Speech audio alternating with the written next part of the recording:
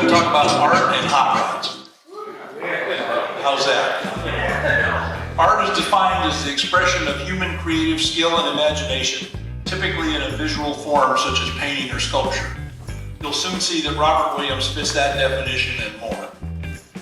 Born in 1943, he grew up in Albuquerque and experienced the 1950s hot rod culture firsthand.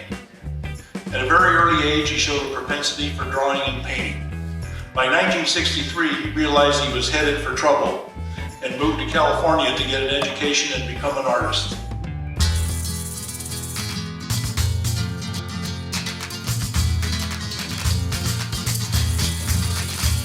He attended LA City College and Chouinard Art Institute. In 1964, he attended an exhibition of Salvador Dali's work at the Los Angeles Municipal Gallery. After viewing Dali's paintings, he recalls, "I realized I had a long way to go."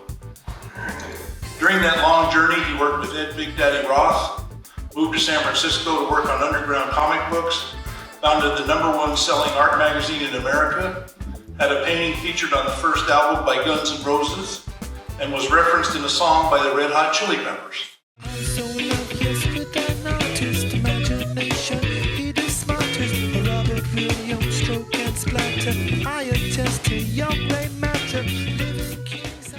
He's published nearly a dozen books and has sold out shows all over the country.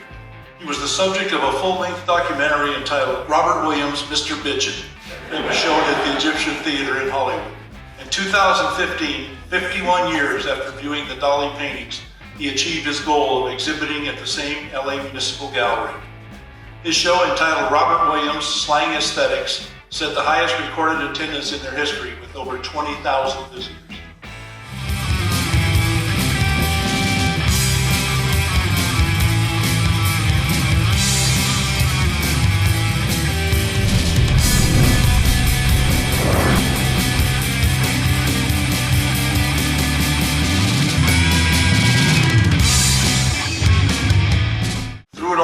Practicing hot rodder, as you can see by his roadster and three-window coupe you passed as you walked in. His wife Suzanne, an accomplished artist as well, has an equally cool Chop 34 Ford two-door sedan. His latest personal appearance was at the hugely successful Comic-Con in San Diego, and we're privileged to have him with us this evening.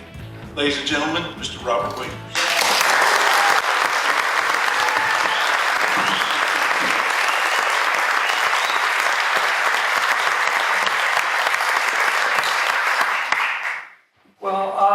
Greg, with an introduction like that, it's awful hard to keep a straight face.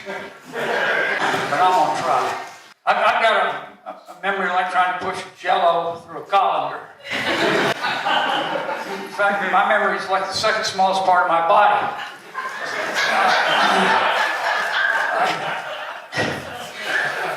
Ain't that funny?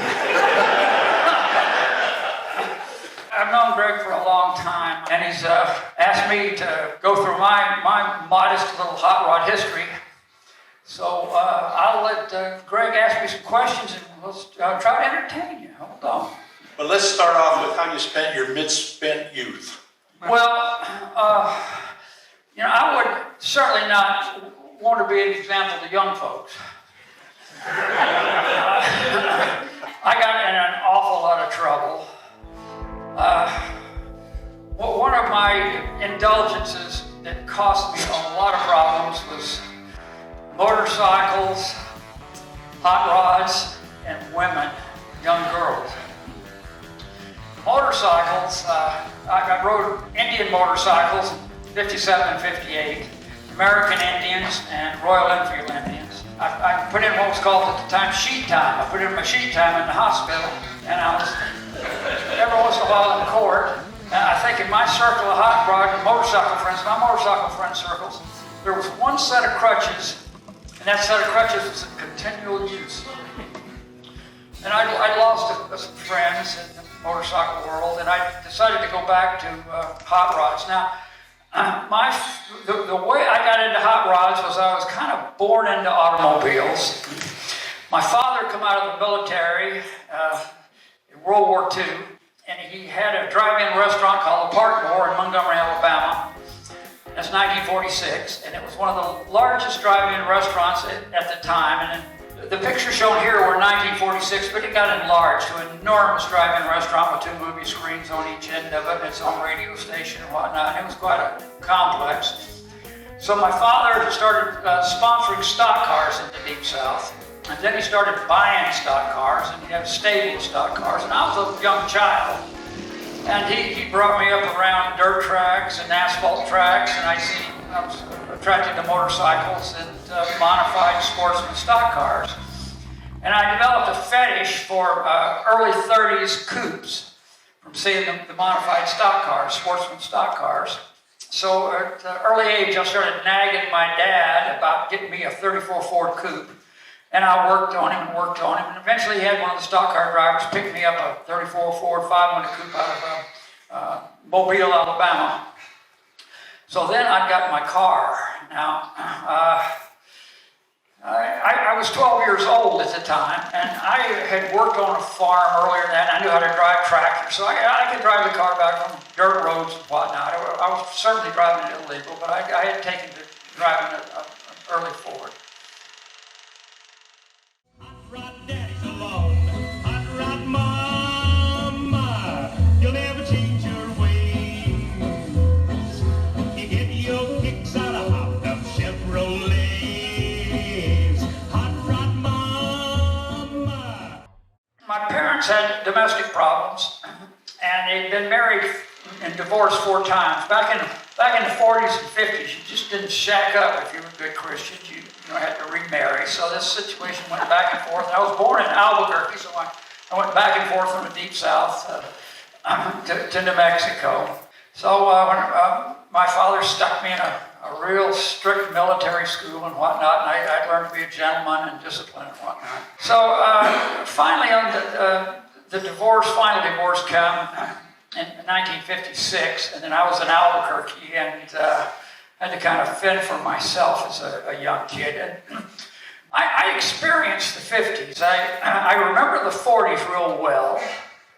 I remember swing music. I remember bebop turning into bop turning into rock and roll. I saw the 50s. I had girlfriends. I functioned as a human being in the 50s. I'll tell you, as I talked to Greg about the 50s, the 50s weren't the dream period you might have thought they were. Life wasn't hot August nights or happy days. I remember I had to fight to wear a motorcycle jacket. You just couldn't just wear a motorcycle jacket. You had to develop the honor to wear a motorcycle jacket. So if you just walked down the street, you had to be able to protect yourself. And it was a very aggressive period of time. The economy wasn't good. I remember the one upside of it was there was a lot of Fords to be had, a lot of early Fords. Now, in 1955, one of the periods that my parents were separated, I came out and stayed with an aunt and uncle in Van Nuys for a summer.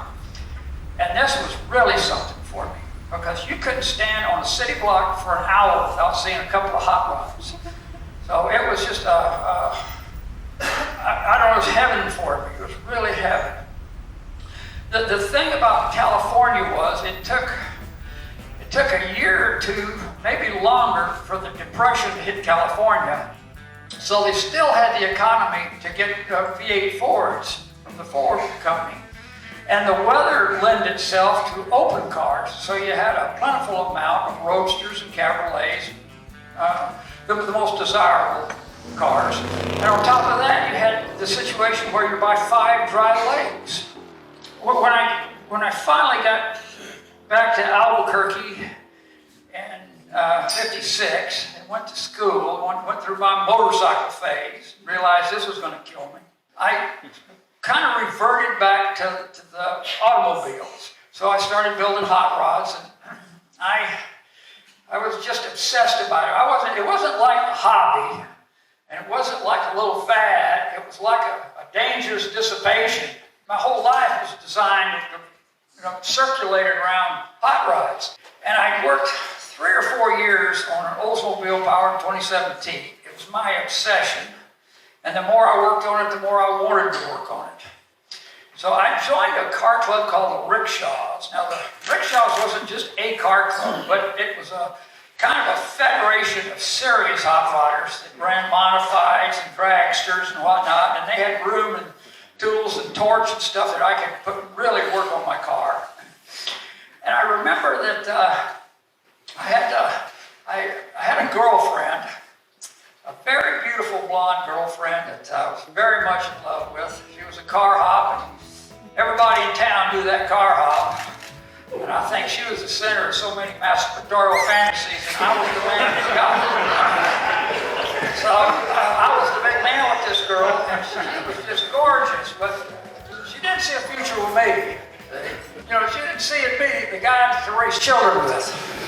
And she told me that she was a hot rod widow. So she left me.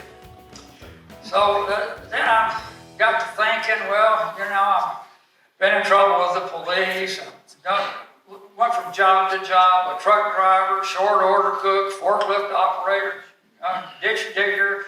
I worked in the carnival for a while. I had all these things. The only thing I could really do good is I had a propensity for craftsmanship.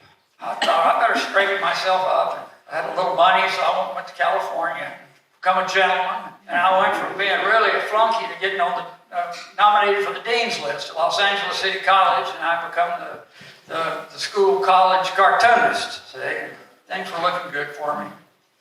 This is where I met my beautiful bride, Suzanne. She was a fellow artist. She's my hot rod baby, wouldn't take another lady in my hot rod ride with me. She's my hot rod baby, she's making me crazy, and it ain't no mystery.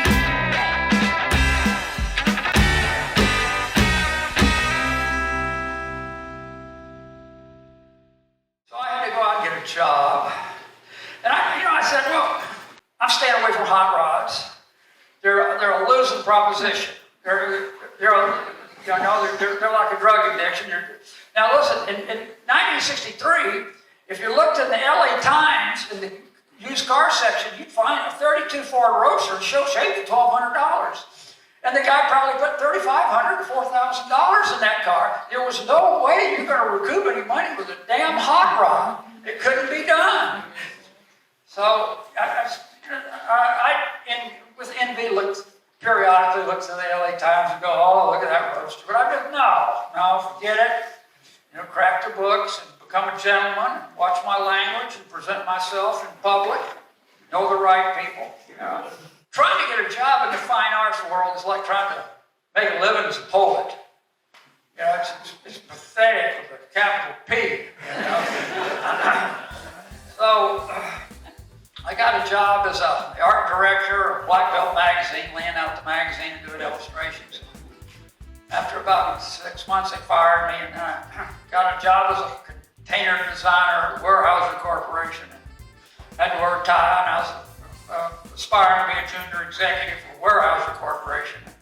It didn't take them long to realize that I was going through my psychedelic period, and I wouldn't be corporate stock. So they let me go. So I went back to the unemployment agency. Now, let me do a sidebar. Years ago, I met Ed Roth, 1960, at a car show, and I got to know him. And I talked to him for a while, and he was with the whole crowd, his following, and I kind of didn't like him. I thought he was one of these California fast talkers like I met when I worked with the carnival. Because I worked with the carnival as a kid, I just met one after another, California operators, fast talkers. And it seemed like just another one of these guys. I know when he come to Albuquerque, he could stay in with a wrestler, and that didn't look any better to me. So I go down to the unemployment agency, and that's hopeless. You go down. The only reason you're going down there is the formalization of getting your unemployment. So I go down there and said, you got anything for an artist? And they go, no. And they said, well, wait a minute. We got a job here, but everyone would sit down, they wouldn't take it because the job and the conditions weren't good. And it was kind of a dirty place. I said, what is it? They said, they're looking for an art director for this guy named Big Daddy Roth. I said, give me the phone.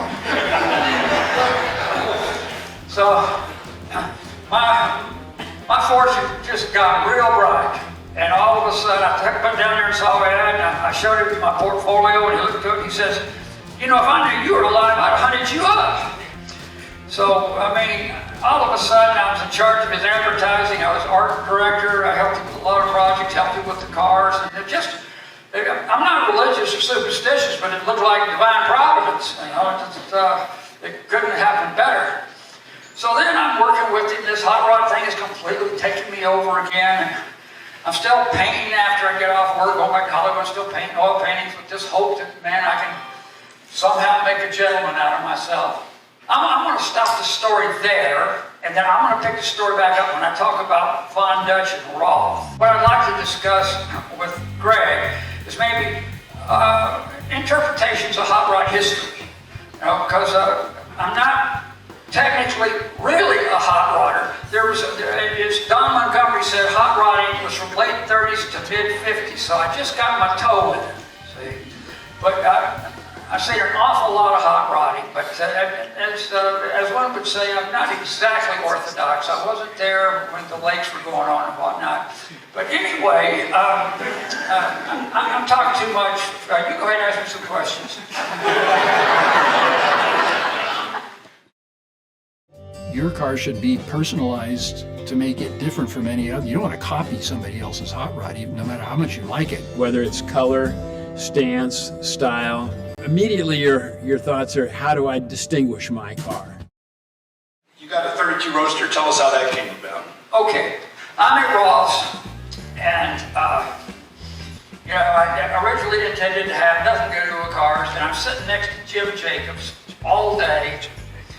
Jake's talking cars, and he's talking cars. And it's just stewing on me. I'm trying to be above it. So one day I talked to Jake, I says, hey, you know, if you ever come across a 32 Ford Roadster body, let me know, okay? There was the crack of the die right there. Every day he'd come in and ask the same question. Hey, Jake, you come across a Roadster? Now back in the 60s, you could get that stuff. So every day I'd ask Jake, I just want the Roadster body, not a coupe with the top sawed off and not a cabriolet. And one morning I come in there and he says, get your checkbook, I got one in Seal Beach, $200. So I went down there, me and Susan went down there, and here is this beautiful body, unchatted, just incredible with the frame and the rear end, the pink slip, the windshield, the original seats, $200. So the cycle started all over again.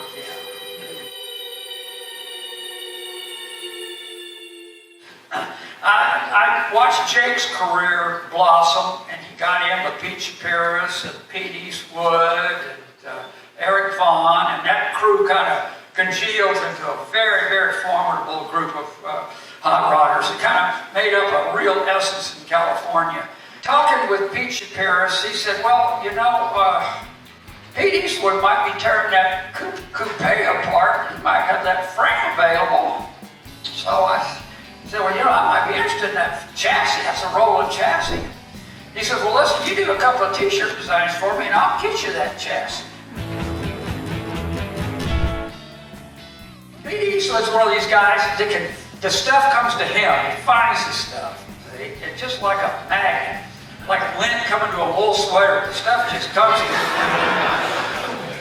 So, you know, it didn't mean a thing to him to get rid of a 3-1 coupe. The world was made of 3-1 coupes. He come from a family dealing with very, very rare antique cars, and a Ford wasn't much to him. So he was going to tear apart this 3-1 coupe, and I was going to get the chassis and whatnot. And there was a party to tear that car down. I guess maybe 45, 50 people come to that party. It was like about 105, 106 degrees. And everybody was getting really drunk. I mean, really, really drunk. So the only people that would go out and work on that car and tear it apart was Pete Eastwood and Suzanne and maybe someone else. I run out there for a while and get hot and come back in the garage, and everyone else was in the garage just drinking beer. So they tore that coupe apart, and I got my chassis. So then I run across a guy that was the head motor pool at the Carnation Milk Company, trying to charge all the milk trucks. So he says, bring that chassis over, we'll put that car together. So I dragged the body over and the chassis and bought a car for the engine, and I had to run a 32 Ford Roadster. So now there is a point. Now that I'm dominating the conversation, I might throw this egotistical situation in there. If you were back in 81, 82, and you had a primer car, and you drove that primer car around, you had better tell people that it's in progress. This thing is in progress. This is not a finished car. Well, Pete Shapiro said, you know, we'll help you get this roadster running, but we want you to promise that there's still, on the streets of Los Angeles, one primer 32 roadster. I said, you got a deal. So, it might be hard to swallow, but that is your first rat rod. Now, Petey's would come out about 6 months later on the cover of Hot Rod magazine with the sedan, the Bearcat sedan. So he was right behind me. But I do claim that honor. So, anyway. That seems like a little bit. The part about that 32.3 window is Pete literally wore it out.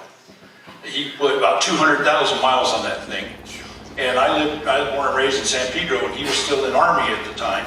And I'd see him flying down Pacific Avenue going to the Fort, and back before we ever met. So I know he was driving from Pasadena to San Pedro every day. And that was that was his beaker. He just used that thing up until it wouldn't run anymore. And you got the challenge. Well, Greg, it's more intense than that. We got Pete Eastwood sitting over here. Let's see if we can keep a straight face. He was in 4 very bad wrecks in that car. And one of them, he went around a corner. I think indulgences had something to do with this. But he went around a corner one time and spit the entire rear end out of that coupe. That car sat there a couple of days before he went and got it. I don't know how in the 4 wrecks that he had, he did not get it upside down. One of them, he hit a curb head on at speed. And he said, you know what happens when you hit a curb at 80 miles an hour head on? I don't know what. He says, well, the first thing is you run over your own front end, and then it's pretty easy going when you get the brake horns up on the sidewalk. Well, we worked days trying to straighten that frame out, and I ended up on it. It was at T-squares and quarter powers, and measured here, measured there, and take a pie cut here, pie cut there, and we got it fairly straight. If you go over and look at the Roadster, it's still a little crooked, but I'm proud of that front end, that chassis. That's why his name's lettered on the side, a chassis by Pete Eastwood. That's right. That's a badge of honor. That was his baby chassis, his first chassis. You think about, here's a car that was built in 1927 that off the showroom floor would do 40 miles an hour. This thing would coast at 40 miles an hour. When this thing is finished, this car will probably be capable of 140 miles an hour. A thing I wanted to mention, it was something that's been really, I think, lacking in the hot rod field, and it's really lacking now, is the fact that disregarding of track racing, sprint car racing, and the early roadster racing, and that was part and parcel of the evolution of hot rods. And I think a lot of those Lakes cars, a lot of those early Lakes cars in the 30s and 40s, you start looking at the parts and pieces on there, and you'll see Legion Ascot parts all over those cars. And, California used to be a remarkable place for auto racing. It's kind of sad how the circle track thing has kind of died out. But at one time, in the teens, 20s, and 30s, auto racing used to really be important out here. It was the home of some of the first board tracks, and at one time they tried to outlaw racing out here. Because of the deaths at the road races in Corona and Santa Monica, because of the deaths on the board tracks at Beverly Hills, and then especially Legion Ascot, there was an amendment on the bills in 32. I don't know if I got that right. There was an amendment, and it was voted down, fortunately. There was a serious attempt, especially by the Hearst papers, to completely run auto racing out, and that would have been drag racing too. So not too many people understand that, you know. Just auto racing just doesn't come easy. It's always been an effort. So. A lot of those features that you're talking about came directly from racing. The louvers, the dirt track tires, yeah. All that stuff was was an evolution of speed that. equipment. And the track roadsters, of course, in the late 40s and early 50s really built on that. Yeah. But the roadster racing was considered like really lowbrow until that guy Frazier set the world's half-mile record in 1948. It could be Ted Horn's record. Then all of a sudden that roadster racing got a little more interesting. You had guys like Jack McGrath and Manuel Yulo that went to Indianapolis and they realized that these guys had some talent. Yeah, and they were hot rodders, street rodders. And they were hot rodders, exactly.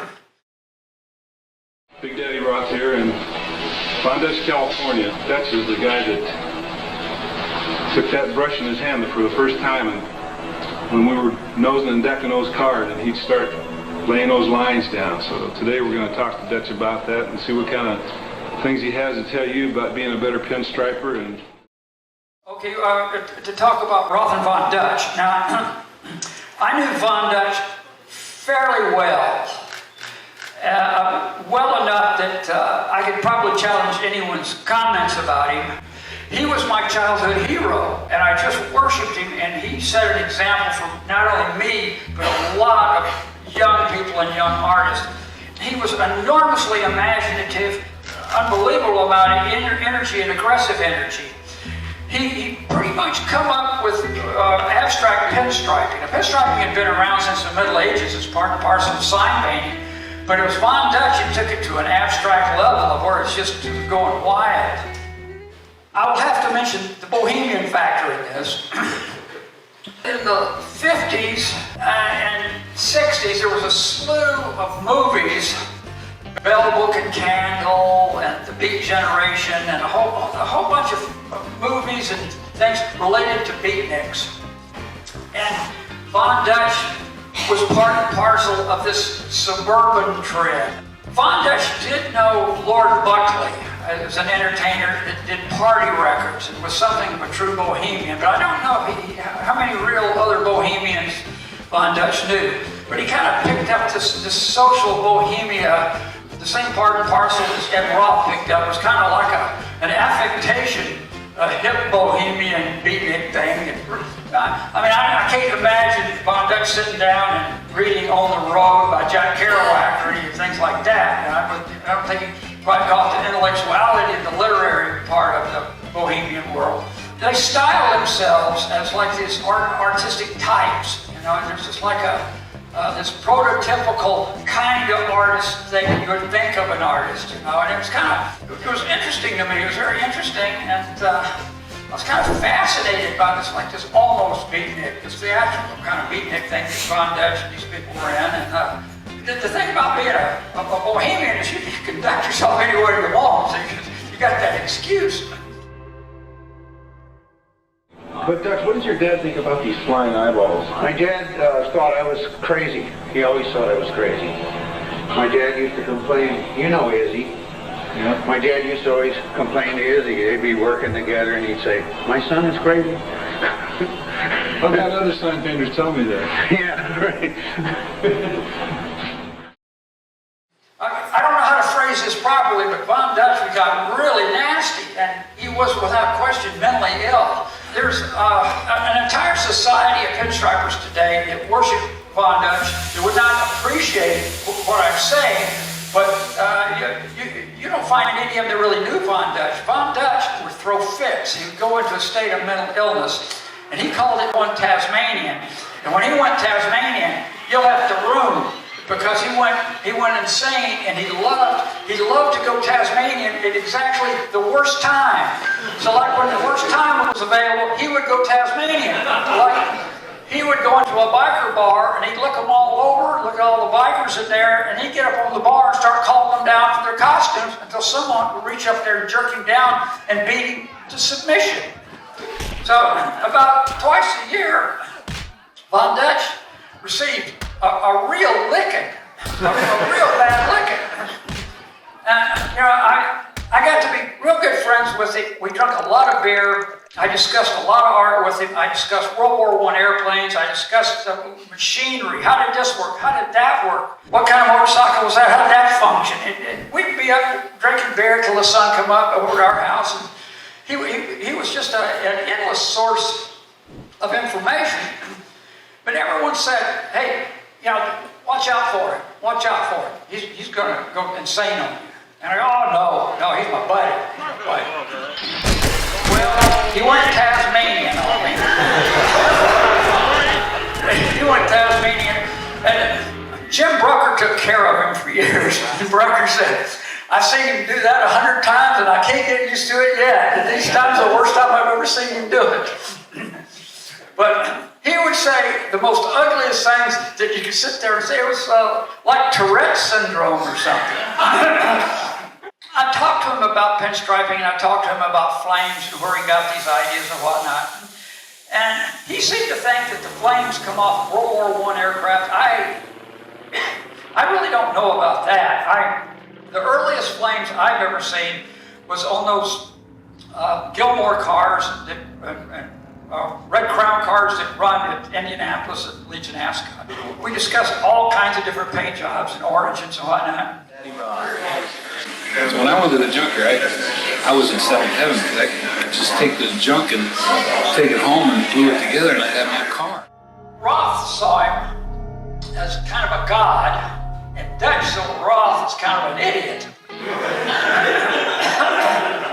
And Roth was one of the sweetest guys in the world. You know, when I went to work for Roth, I thought this guy's going to be kind of a jerk. God, I sat 4 feet away from him for 5 years and watched him make all these deals.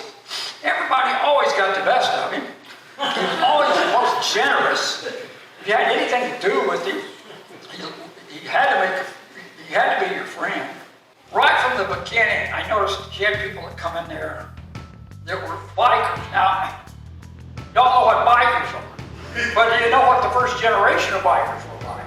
I mean, they weren't like toys. You know, the first generation of bikers in the 60s were like hardened felons. They would come in there. I told Dad, I said, Dad, you know, these guys are like felons. You understand? You run around with these felons. I had my legal problems too, but you know, I wasn't a felon. You know, I didn't hurt anybody or anything. But I had been around enough people and enough felons to know that you get sucked in with them, you're going to be part and parcel of the problem. So Ed really was fascinated by these guys, and he thought that these were like corsairs. You know, these were like cavaliers. These were mechanical-minded cavaliers, and he saw this romantic thing about them. And Ed stood about 6'6", 6'7", and weighed 300-something pounds. And he didn't know what fear was, so he was real comfortable with them. He did something that was very, very important. He was the first person of any responsibility in the United States that stood up behind this crew of outlaw bikers and lent his name to them, and he paid a very heavy price. He started selling biker odds and ends and whatnot, and I had to do the ads. The car magazine said, well, you can't advertise this biker stuff. You can't do it. Ed would keep doing it. Then Yamaha and Suzuki said, we don't want this biker stuff in here. So they said, we're not going to put in thousands and thousands of dollars to add hot rod and car craft, these magazines, if you have biker stuff in here. It was really considered an antisocial practice. So I was kind of disappointed because I just wanted to do the hot rod stuff and whatnot.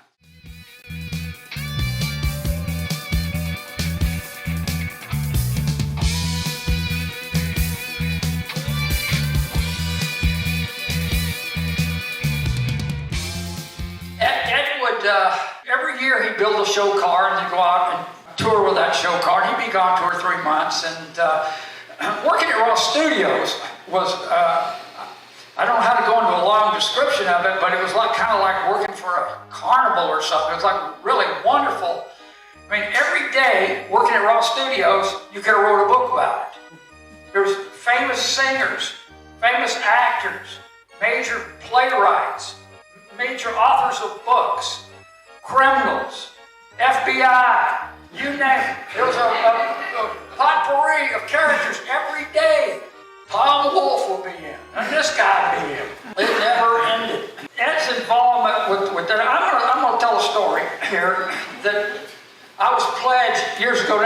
this story, but Ed went and told a story in front of a big crowd at the comic book convention, so I thought, well, all bets are off. I can tell the story. Ed's involvement with these bikers was really intense, and he tried to help some of these bikers start business of motorcycle accessories. And Ed was really a really wonderful, great guy. One day, some photographers came in from Time Magazine, and they wanted to photograph Ed. So they dress him up in a biker helmet, surfer cross, and put him on a little Honda with his gut hanging out, and they shoot this picture. And it comes out, Time Magazine, Ed Big Daddy Roth, supplier for the Hells Angels, the quartermaster for the Hells Angels. This was interesting. Then come the IRS, and you go to Roth Studios, and it's so sloppy and everything there. You think, well, they're going to find something. Well, they didn't find anything. They sent in this square bookkeeper in there, and he's sitting at a desk with all the rest of these people in this remarkable environment. He should have to pay tuition to sit in here.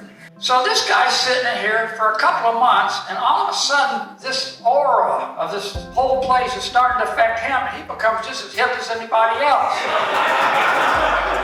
It's just starting to absorb this. He never seen anything like this in his life. So they go through his books, and they can't find a thing. They can't find a thing on him.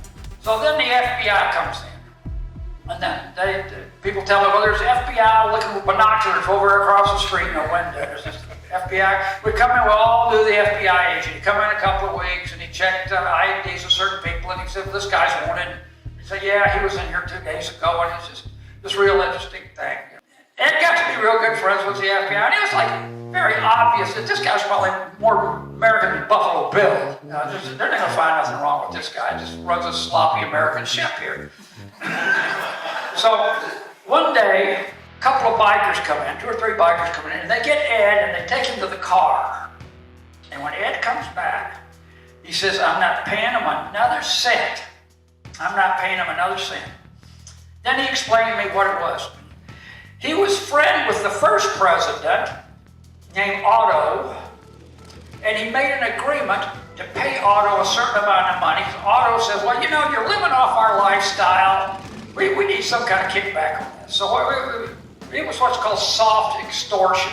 So it says, you know, by golly, you're right. I'm making this money. I should kick you back something. You know? So anyway, there was a time limit on this payoff. So the time limit had come, and then it was over with. And then Otto goes to federal prison, and here it comes to this new administration. They come and got guns and take Ed out of the car and say, buddy, you're going to start paying again. Ed said, I ain't paying you nothing. This started a whole ugly situation. It couldn't have been uglier. This is where Ed Roth's on the par of Wild Bill Hickok and Buffalo Bill. There start becoming tensions and when these demands aren't met. And more tensions build and more tensions. So like every day, the Maywood police would come in, you know, but then all of a sudden, they weren't coming around anymore. Talking to me, he says, you know, things are getting pretty rough around here. I don't want to see you start boxing these guys. He issued me a pistol. Ed had 2 friends. One was another biker from the East Coast who was loyal to Ed. There was a motorcycle dragster fella that hung around Ed that hated bikers. So this was the only 2 friends that would stand up for Ed. So Ed would spend the nights up on the roof with guns, on mattresses, see. And the Maywood police stopped by long enough to say, you can't be on the roof, that's premeditated. I'd come in Friday morning and there'd be gunshots and bullets, holes in here and there. And then it comes the weekend and I'm not there. So what I'll tell you is what I was told transpired over Saturday and Sunday. See? This is like a good movie. This is like a killer movie. Apparently, Ed was with his 2 buddies back there in the shop. And in comes 15 of these guys back there. And the one guy that didn't like bikers pulls a pistol on them and makes them drop all their guns. And then he tells this fella, big fat guy, was Fat Pat, was the new president, he says, well, why don't you just have it out with Ed right here and we'll settle this for good, just fight Ed. Told these other guys at bay with a gun. So this fat Pat said, yeah, I'll fight Ed. Well, Ed's a black belt in karate. So they're back there in this garage fighting like two cub bears. And they knock over a big shelf of auto paint, and then they're fighting in auto paint. Now here's what Ed did. One of the smartest moves I've ever seen. Ed just wipes this guy up. Just really beats him. And then he picks this guy up by the collar, stands him up and dusts him off, and then congratulates him for beating him up. So there can be no reprisals. See, you beat me fair and square. He just really wasted this guy. So all the guys go wandering off in a huff. See? Okay, now it's Sunday morning. Ed's still on the roof with his two friends with guns. By this time, all the auxiliary chapters come to LA. They're all walking down Slauson. See? Fat Pat and these other guys in front. So here they come marching down Slauson. There's Ed up on the roof. So the guy that don't like the bikers, he says, well, why don't we just have Fat Pat fight Ed and we'll solve this? The whole crowd goes, yeah, let's see them fight. So Fat Pat just walked off and this ended it. That's the end of the story. Let's get back to Dutch for a moment. What do you think of the Von Dutch clothing line? He killed him. Von Dutch generally had a pistol on him. Suzanne says she saw a guy come into Movie World one time that said that Dutch did shoot him and he come to be friends with Dutch. Dutch was something. The best thing to do is to be at a party or something and stand back and watch Dutch. And when he clocked how long before he's going to go off on someone. And I've heard people say, I spent my whole life to meet this guy, and he's one of the biggest a-holes I've ever met in my life. But I had to admire him. What he did was, he was a chronic alcoholic, and his liver and intestines just went away completely. And he was dripping fluid out of his belly button, and Jim Brooker had to give him morphine shots and keep wet towels on him, and he was just, the guy was going out slow and hard, really brutally. So he wrote a last statement to the world. And it was in there about how we were on the wrong side to the United States in World War II and how all the minorities just hate and he's glad he's leaving the world. He can't stand the people in the world, and he ended it by Heil Hitler. And somehow the Hells Angels got a copy of this from Brucker. And then this got around to everybody. I thought, how long before this clothing company's going on? I thought, how long before this is going to hit? And then all of a sudden it hits the LA Times, and the LA Times printed this thing verbatim. So, and then they need someone to stand up to talk about Von Dutch. So they went to Bud Eakins. Bud Eakins says, I hate the guy, I'm not talking for him. And then they come to me. Like, he's going to shoot me. And I'm in trouble enough as it is in the liberal art world. So, I mean, I don't want to be connected with this Nazi business. But then I had to, I got to stick up for this guy. No one else will stick up for him. So I explained. I was on Channel 11 News and LA Times. There are a bunch of news people. That this was my childhood hero that was mentally ill, and he can't be blamed for slipping off with this nonsense. So that was the nail in the coffin. Where do you suppose all the monster stuff came from? Okay, that you hit on something very interesting. There was a cartoonist in the 30s and 40s and 50s named Basil Wolverton that did some work for Mad Magazine. I really liked him as a kid. That was the bulging eyes and the flies and the warts and all that come from Basil Wolverton. And Dutch knew about this, and Dutch was the first to start doing monster t-shirts, but he wasn't good at it. They were kind of sophomoric. But Ed saw it, and Ed knew how to use an airbrush at car shows, so Ed started doing them at car shows. And then Stanley Mouse was a competitor. He started doing it. So it blossomed into this whole rap fink culture. The rap fink came from a term in the late 50s, early 60s that Steve Allen adopted. And then Roth had a bunch of artists design things for him. There's a fight over the origin of who designed the things for him. Ed was a wonderful guy, and he wouldn't lie but he really gave you colorful prevarications. In other words, he never tell the same story twice. He wouldn't just tell you an ugly, nasty lie. He would just give you a different flavor of icing on the cookie, see?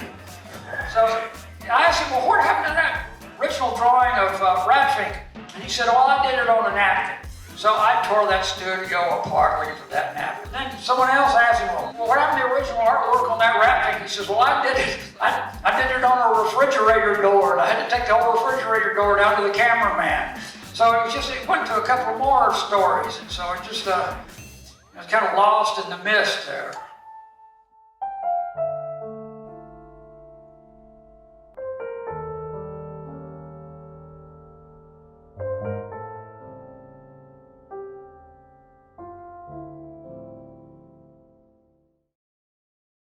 You brought up Stanley Mouse. I see Stanley all the time. There was 5 famous poster artists. It was the big 5. Say, Rick Griffin was one of the better ones. He passed away in a motorcycle accident. Victor Moscoso's still alive. Both Rick Griffin and Victor Moscoso were in Zap Comics with me. The thing about the rock and roll posters was they were internationally known, very, very, very famous art movement. The academic art world wouldn't pay any attention to the psychedelic posters. They'd slobber all over Toulouse with Trek. But they're right under their nose in San Francisco. Here's 5 of these brilliant artists, you know. And so that's kind of indicative of the way the academic art world worked for a long time. Which brought us to Zap Comics. Zap Comics had a revenge history. And that was in 1954. There was a book come out called Seduction of the Innocents by a guy named Dr. Roth that said comic books, and this book led to juvenile delinquency, and this was a bestseller. So they outlawed a lot of comic books, but in fact, the best comic books disappeared. So you're left with little Happy Animal comics and Bible comics and history comics and stuff like the real great comics done with stories by Ray Bradbury and real great graphic literature, which was the forefathers of what we see now, was outlawed. So there was always like this sense of revenge, like, you think that was a problem, pal? You ain't seen nothing yet. So the Zap pulled out all the stops. And it was not meant to be prurient pornography, but it didn't shy away from anything profane. So it wasn't like the kind of thing that you could get yourself sexually excited over because it was too ridiculous. But it was, but it was really far out, and it went on for years and years and years. And some of those copies of Zap sold over 1 million.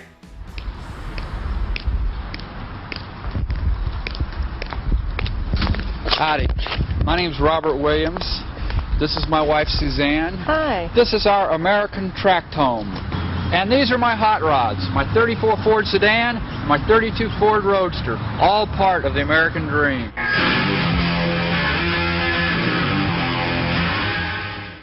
I've always aspired to be a realist. When I was a kid, I had my influences that I loved. I liked hot rod art, I liked girly magazines, I liked motion picture one-sheet posters. There's so many things that I really liked and influenced me as art. But when I got to art school, I come to realize that I was born at the wrong time, and I come right in the middle of abstract expressionism. I have a gentleman friend here who's would stick your hand up. He's an abstract expressionist. And we just had an argument in the hall here just a minute ago over 2 art critics. Craftsmanship and draftsmanship was almost outlawed, and I'm coming right in the middle of this time in with this influence, this rich influence of this rich art, and the art schools were all against it. So I just started painting very realistic, post-surrealistic paintings, and I compiled a number of these paintings and eventually sold them to millionaires and eventually made a living at it. I'll tell you how this was done. I could sell my paintings to wealthy people, collectors, but I could not get art shows and I could not get published. I wouldn't touch it. It wasn't sanctioned orthodox art. It wasn't academic. So then come the punk rock music movement, and they started having art shows in New York and Los Angeles that were after-hours clubs, that were art shows, that were excuses to sell alcohol without a license. So you'd have all these young people coming out after clubs at night when they were intoxicated and whatnot. They wanted to stay up another 2 hours so they'd go to these after-hour clubs that were under the guise of galleries. And this art was like so flipped out, so way out, and I could fill the bill. I could entertain them at 2 in the morning. and the primary tool I used was gratuitous sex and violence. And I had an understanding of anatomy and comic book art, and I could turn out an enormous amount of these paintings I call zombie mystery paintings. These things, I couldn't paint them fast enough to sell them like hotcakes. And I was licensing them out to rock bands right and left. And then as I painted, I tightened them up a little more, trying to pull in what I wanted. And it took about 10 years, and I was back to the realism that I wanted, see. And by this time, I had other artists that followed suit. I had maybe 50 or 60 artists in the United States, so we needed a way to express ourselves. Art Forum, Art in America, those magazines would not touch this stuff. So I created Juxtapoz Magazine in '94, and it, from the beginning,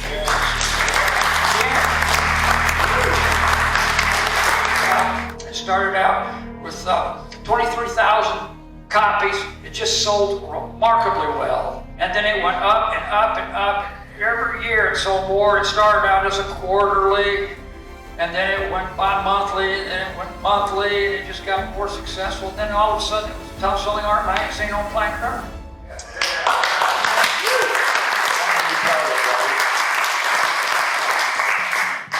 Let's talk about some of your paintings while they're up there. You always have That's kind of like a zombie mystery painting there, see? Now this painting's called Snuff Fig. And they always have an intellectual title, and then they have a everyday title. That's right. That's right. Because there's different ways to look at things. There's the matter-of-fact way to describe it. And then for the pedantic academic bunch, I flowered up with a real uppity title. And then, so I don't miss any of the crowd, I give it a gutter title, you know? So you're getting in 3 directions. The thing about sculpture that's negative is you can't sculpt a blue sky, but the shortcomings of painting are that you can't walk around it. Hungry with the unbridled need to consume.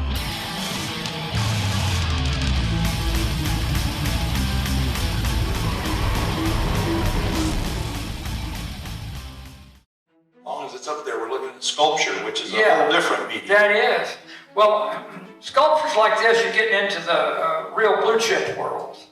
You're in the upper level of art when you get into things like this. Like this is for New York and whatnot. That's the art world kind of material right there. And that's made out of fiberglass and steel, and took me and a crew 2 or 3 months and months to put that together. This kind of stuff has actually poisoned its way into national recognition. Now this painting, this sculpture here. Tell me the title of this one, Robert.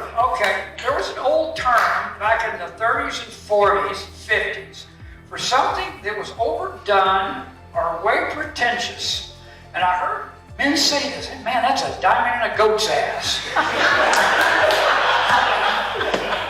Now, one of these is in Moscow, and another one is in Switzerland, and another one is in Florida somewhere. And the last one, I think, is over at the museum in Galpin Museum over in Van Nuys. That sculpture, every week in New York, there's a paper comes out and shows what is the hot item for that week. That diamond in the goat's ass won the championship thing in Manhattan for a week. Whenever there's automotive stuff, when there's racing stuff, you can bet that Robert's researched it and it's correct. There'll be a monster on the side now, don't get me wrong. I can't preach to the choir with every nut bolt right, but I can go out and find young people that really don't know about it and try to win them. You know, and that's more important to me. Is people think the best things in the world come to your door. They don't. You have to go out and be investigative and bring things into your life. Anyway, you did well, did very well. I sit before you, a man that makes a living at it. Rare situation.